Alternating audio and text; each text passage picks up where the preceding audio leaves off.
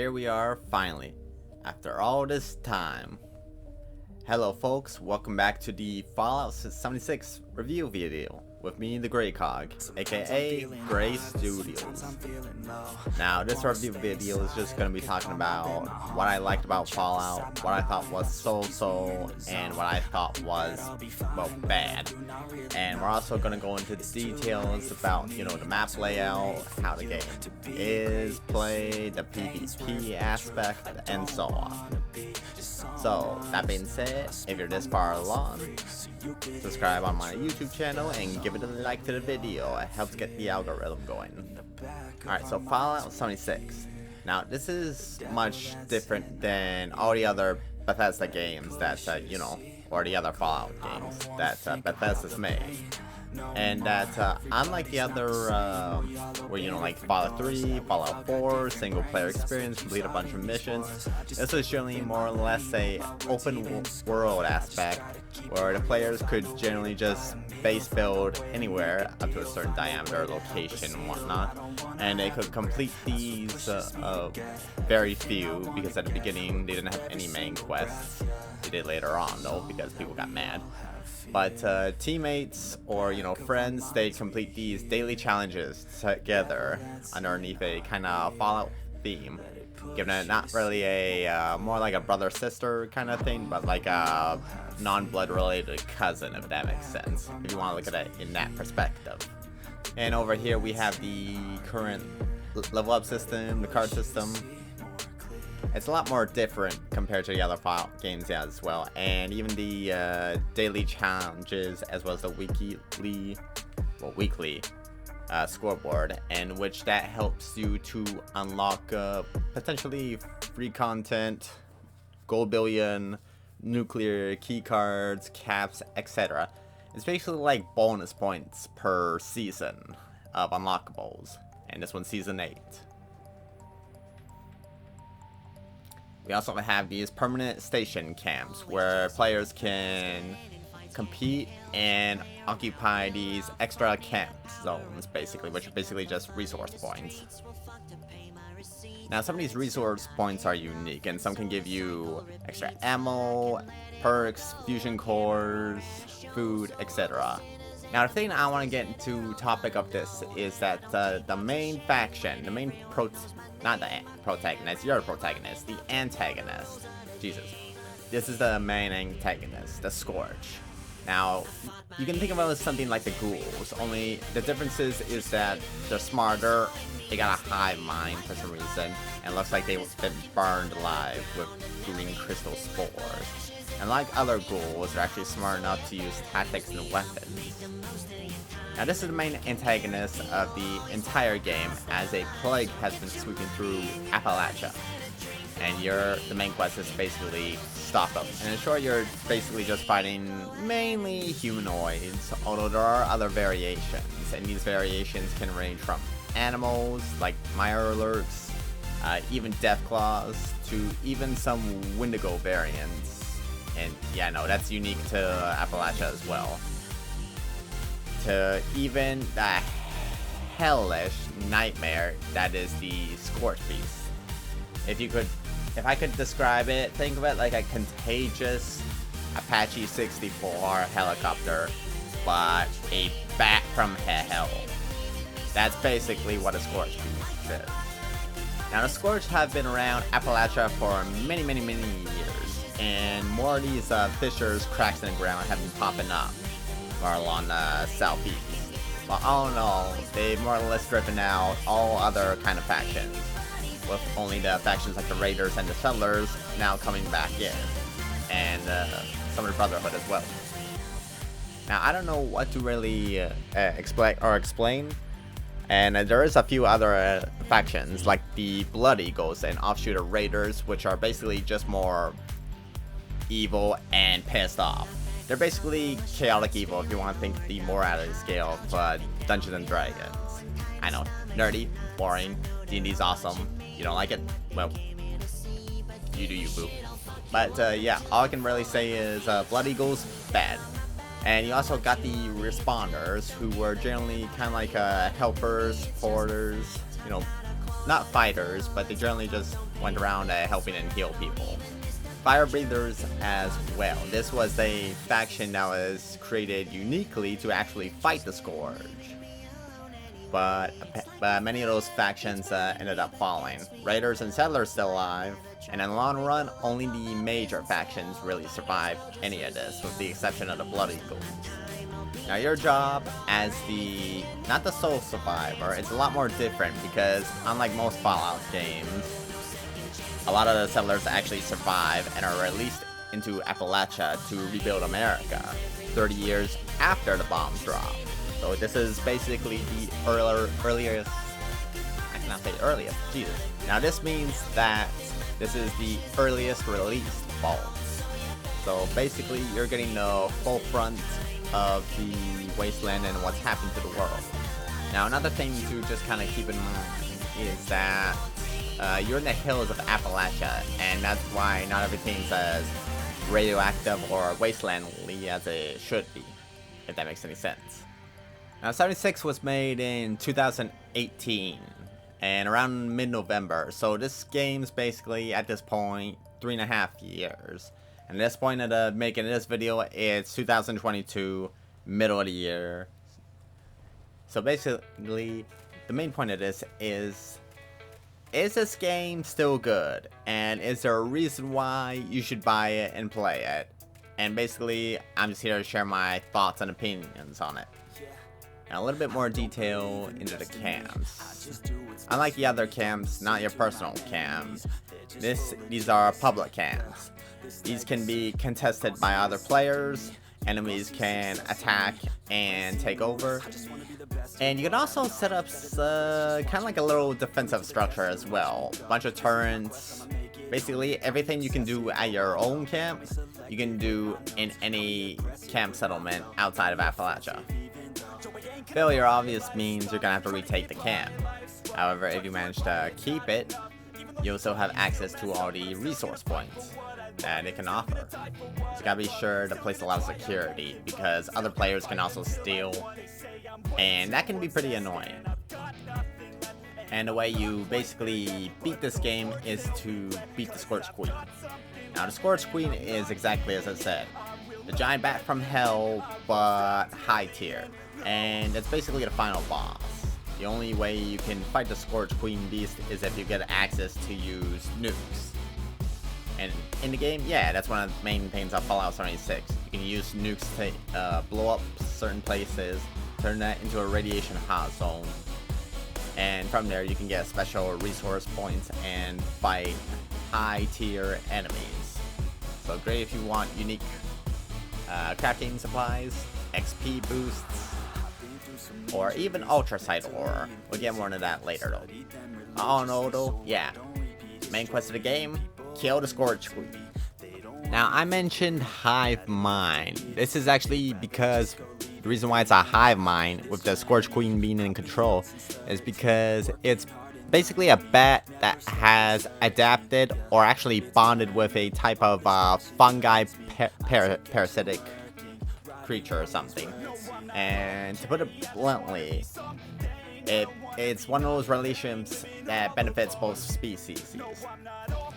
The bat is able to take control of animals and people to find prey and expand its power, influence, and territory, if that makes sense. And the fungi is able to spread its contagion much farther. So it's basically something that benefits both species. And why everyone's so desperate to fight and stop the Scorch Queen beam is how contagious it is. As not just people and the animals, but especially the Scorch Beasts are able to fly around and spread out the same. And since a giant bat from hell can spread the same and fly, makes it very hard to contain. I mean, just look at this thing. It's a goddamn nightmare. Cool though.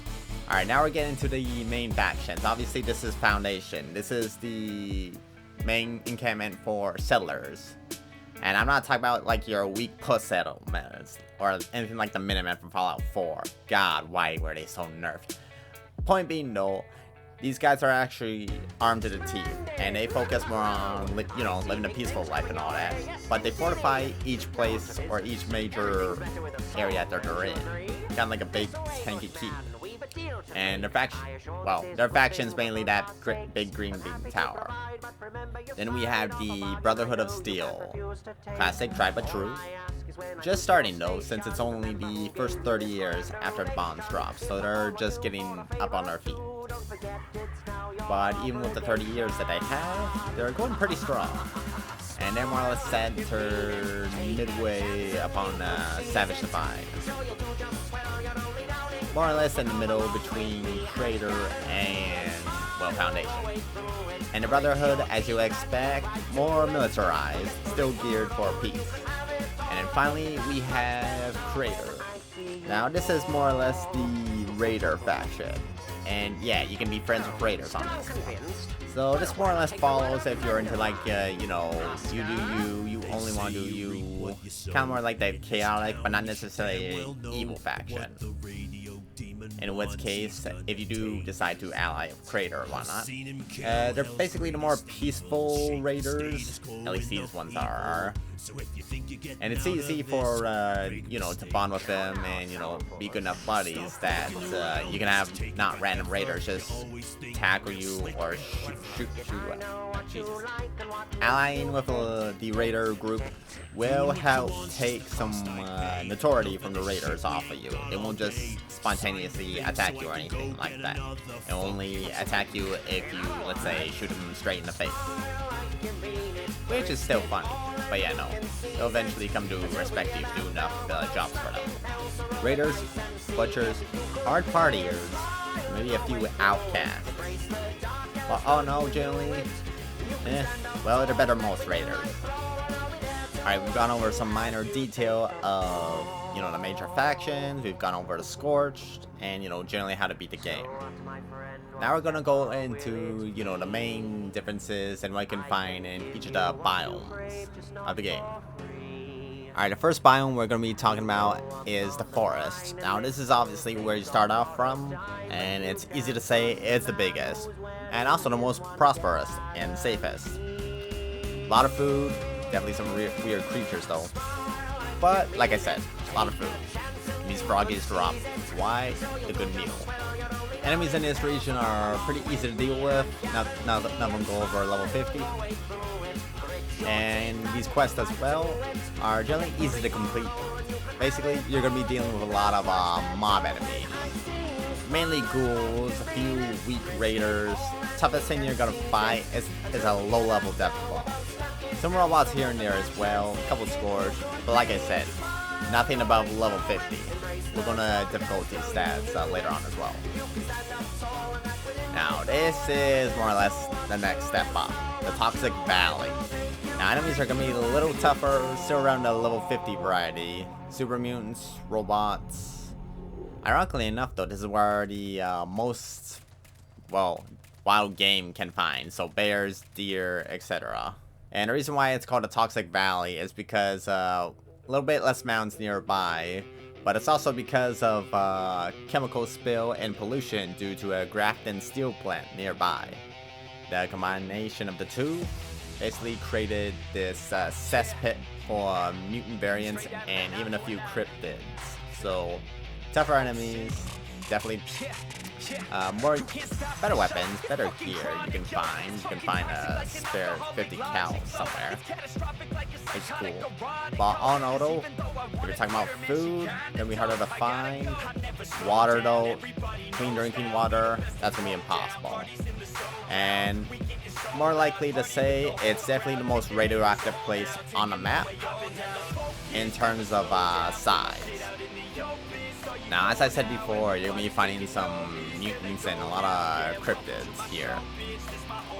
Since this place is a mutated hellhole, that's more or less to be expected. The wildlife here is also a lot more hostile too, so unlike the forest, you're going to have to fight for your food a lot more often. I don't know, it's not really too much of a bad place to set up. A few mobs here and there as well, a few tough cryptids, and obviously you got the Yaoga. More or less though, the only thing you'd have to really worry about is clean source of water and radiation. and you're more or less gonna have to fight for your food, but other than that, it's not too bad. That's why this is more or less the second easiest place to live in and deal with. Now we're here at the ash heaps. Now this is definitely more or less south. The Toxic Valley more or less north of the forest. The ash heaps though are just south. And it's got its name there for a reason. See, for some reason, a mining company thought it'd be a good idea to drop nukes down a damn mine shaft. I think it might actually found a connection between that and some of the big companies and the reason why they did it. But all in all, nukes went off and it turned this place into a inhospitable wasteland that's even more hospitable than the Toxic Valley. Because while the valley may radiate you, the ash heaps, they'll burn you. And you're constantly in danger of acquiring lung diseases. And a few water diseases as well. There's not very many water spots around the area, and all the water here is also toxic. Here you're also going to be finding some unique new enemies as well. Here we got the mole miners, a unique hostile faction. They're more or less easy to deal with as well, and there are some difficult variants, but again, you're usually going to find level 50 max, usually. On auto, same environmental difficulty, I'd say, as the Toxic Valley. Just tougher enemies and more encounters with the tougher varieties, like the scorch bees. And it's because of that, and fewer water sources, I would name this as the third easiest. Alright, we're at the halfway point now, and now we're going into the Savage Divide. This is where we're starting to get into the more difficult terrain. And this is where enemies can start from going to the min level 50 to, the 100. It's possible. Not common, but it's possible. And what makes this place so difficult is the fact that, the water sources here in food, it's not that they're not clean, there's just not that many of them in the Savage Divide. And because it's a big, long stretch of mountain that separates more or less the east from the west, because it's a giant freaking mountain, that basically means that there's some difficulty traveling. If you live pretty, nomadic, and it should be easy to do in Fallout 76 at this point, getting to the mountains is relatively easy. There's just more or less a lack of food and just tougher enemies to deal with. You do find some wild game here and there, though. You can basically, think about a difficulty scale up compared to the forest. Remember how I said earlier about settlers not being a bitch? Where were you in Fallout 4? Freaking Miniman. You're also going to be getting contact into more fissures and a scorch in general, especially if you hang out near their fissure sites. This is obviously one of them, and as you can see, we find the ultra sites around the area. Now, ultra site generally, it's basically ultra site. They're ores, they're resource points, and how they're formed is my theory. It's basically just radiated copper, radiated gold, radiated whatever. It's just radiated ore, really radiated ore. And it's changed the chemical composure of the, the ore, and probably accelerated the half-lives. This is obviously sped up because of the radiation, and as you can see, the giant cracks into hell, and the demons that basically just pop out of there with the hell infection that we gotta deal with. Pulling a lot of demonic stuff for a radioactive sci-fi game, but I'd say it's accurate. All in all though, I can also say you're going to be encountering more of these big bats from hell, no doubt. But as long as you stay away from the crates and the fissures, you should be fine. Although I will say, enemies are a lot tougher around the fissures as well, so I'd be careful.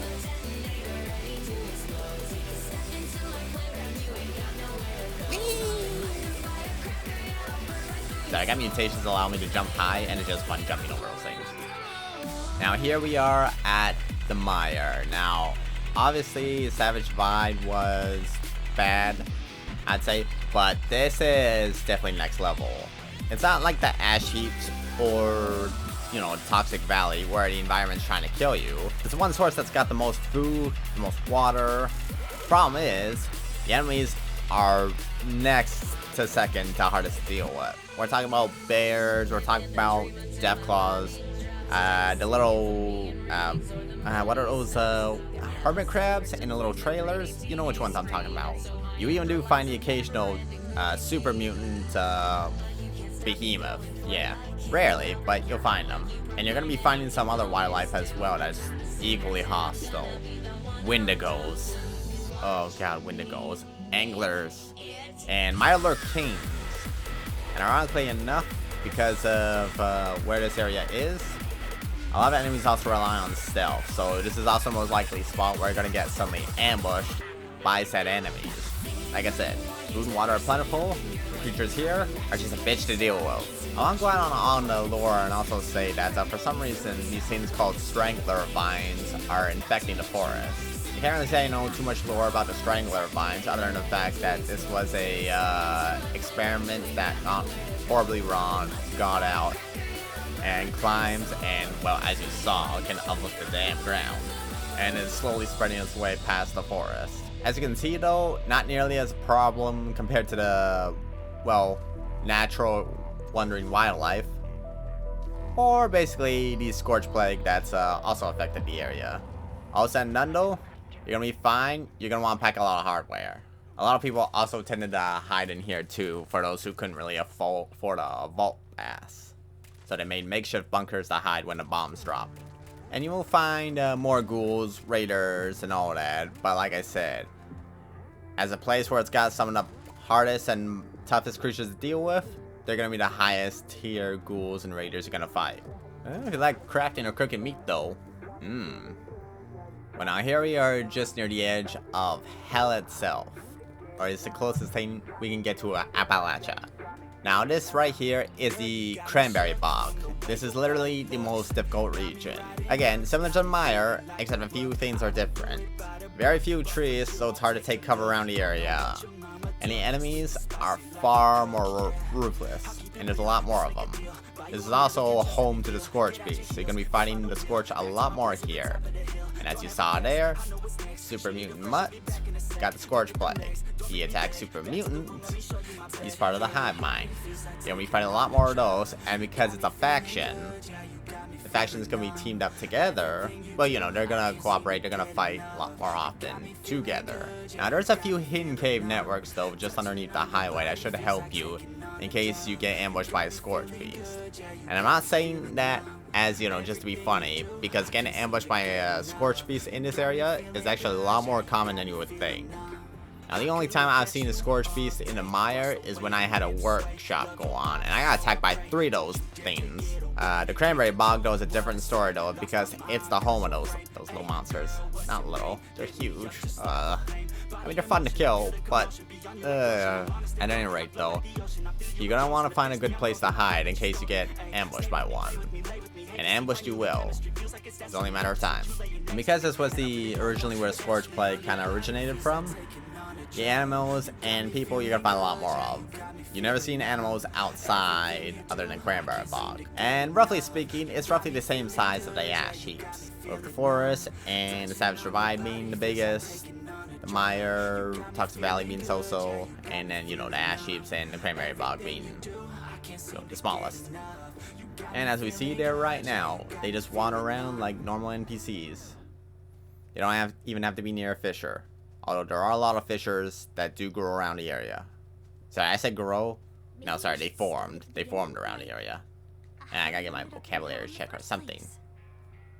Alright, we've gone over the locations now, but how does the game operate when it comes to leveling up in character classes? Well, it's a lot different compared to number 3, number 4, and the other Fallout games, in that it's more or less a card system depending on, you know, your special perk points. You have this amount of special perk points, you can add this many cards, and obviously the higher the number, the higher level the card. But you got these legendary cards that you can unlock after level 50, and then 100, and then 150, 200, 300, etc. It keeps going up. 300 of those seems to be max. And you can upgrade these cards by basically sacrificing the smaller cards using the perk points there. A lot of currencies in this game. And depending on your playstyle, it affects what you can do. extra perks to equip extra cards, which could help you with combat, survivability, craftsmanship, you name it. On auto, you're only going to get this until level 50. After that, no more. No more special points to equip. Same goes with level guns too. Crafting's still relatively the same, except you can make some quest items now. And ammo and grenades, more or less. Which, by the way, I happen to enjoy quite a bit. Mutations are also a thing in the game, and they actually tend to be a big meta about it. Mutations allow you to jump higher, maybe be more hungry, but allow you to run faster, allow you to fight better in unarmed combat. But each one of those mutations come with negative perks as well. If you got the right core cards though, you can set yourself up kind of a broken build. I say broken because, well, you'll see what I mean when I go into more detail later into the final review. Merchants that are also scattered all over Alastor as well, mainly on railroad tracks. They're there to sell your items for basically a 5% of its value. It's pretty real. It's a huge ripoff. All said and done though, it's the easy way to get caps. And for some reason they did add a cap limit. Maybe it's just so people couldn't just skyrocket and get a bunch of caps right away. But all in all, the max limit is 1,400 usually, unless there's like a special event going on. Now you can also buy items as well, but you'll only be able to get a fraction back of the caps that you got, because for some reason the rest just get, I don't know, maybe go into like a stash or something, I don't know. But it's basically only a fraction, so you can't just stock up on like 20 assault rifles and whatnot. And it's be like, take, buy, take. It's not like the Fallout 3 or Fallout 4 in that regard. It just won't let you do that. I know I talked about challenges earlier as well, but every day they're updated so you can acquire points to unlock the challenge points. Well, you know, the extra perks and whatnot, extra rewards during the current season. Which, even if you get up to the max, you can still earn the extra rewards. It's just not as high tier as the other rewards. Like for now, it's like, what, 100, 150 atom points. On the rest of the board, I think the next highest that you can get is like 250 before you hit the cap. So basically, they do have a limit, and I can see why Bethesda would add that as a way to keep people, you know, playing and, you know, getting rewards and whatnot. It just caps so that once you reach that point, the rewards are just minuscule in comparison to the rest. Being able to also get, you know, free cosmetics and whatnot, I mean, that's pretty cool as well. I mean, you complete the season, you get extra skins, maybe an extra perk coins. I would say that's the main reward. But all in all, yeah, I mean, it's fun. It's fun to do. Extra rewards is nice. Skins are nice. And here in this holy place, you can use legendary scripts, which apparently are also unique currency, because for some reason Fallout 76 has like 10 different currencies. Well, all in all, you can use these to unlock legendary weapons, or buy legendary weapons. And if you don't like them, you can either change them with the mods, or you can scrap them, and just hopefully you get the ones you want. Or you can just go to the local trader and whatnot and sell them.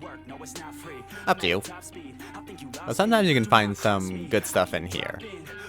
Now, since this is more or less an open world, or at least, you know, most of the seasons are, you're gonna find, you know, variety of people. Most people that come on here are chill, although you could get some of the worst trolls on here. And I can say that from pure experience, that they can just be a nightmare to deal with. So all in all, we went through everything on what Fallout 76 is and what it has to offer, especially in comparison to, you know, its other games, Fallout 3, Fallout 4, New Vegas, etc. Now, here's the thing. I like extra weapons, and, you know, it's one of those games where, you know, it is still getting updated. So, I mean, there's a plus there. It's keeping things relatively new. Another bonus thing is that you can play with friends. I do like that aspect of just having, you know, meet up with a couple buddies and, you know, complete missions together. Another thing that I do like about it is that it is it's a little unique in terms that unlike most Fallout games where it's 200 years into the future when the bombs drop, this one's 30. So you're more or less still talking with people who actually survived the blast and are still living, just trying to survive, basically. So you know, it's got a bit of a unique theme, at least compared to some of the Fallout games. Alright, so I mentioned some good parts. Good parts I thought that, you know, need to be highlighted, whatnot. But now we'll go to, you know, the so-so. Obviously, you know, more currency, the currency system. I mean, sometimes it's good, sometimes it's not. Fallout 76 has like 10 different ones, so that can be a little annoying in just trying to, you know, sort out. A big fact here is also, you know, the missions. Now, unlike Fallout 3 and, you know, the other series, you're on a big open map.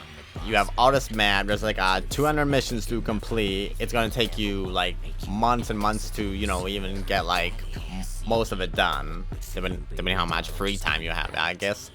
And, well, generally speaking, you can live off of you know, one of those games, Fallout 3, Fallout 4, New Vegas, and you can be like fully sated and not play another game for a year. I know, because I've actually done that. Fallout 76 though, like, well, the missions are changing. They do update. They do. The thing is though, is that they're daily missions, and you know, you got the daily ops and all that. So at this point, it's like, okay, ooh, here's the opportunity to fight a bunch of Scourge. Did that. Ooh, ghouls. Let's go to Radiated and kill a bunch of ghouls. Ooh, did that. Ooh, let's escort this robot medic to unlock a bunch of doors and loot. As more ghouls come in and loot. Did that.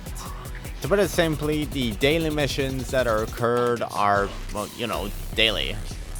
I do wish that there was a little bit more variety in that, but all in all, it does get kind of stale over time.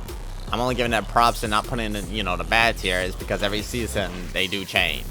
Another thing that could be said so-so is the guns, the level system for the guns.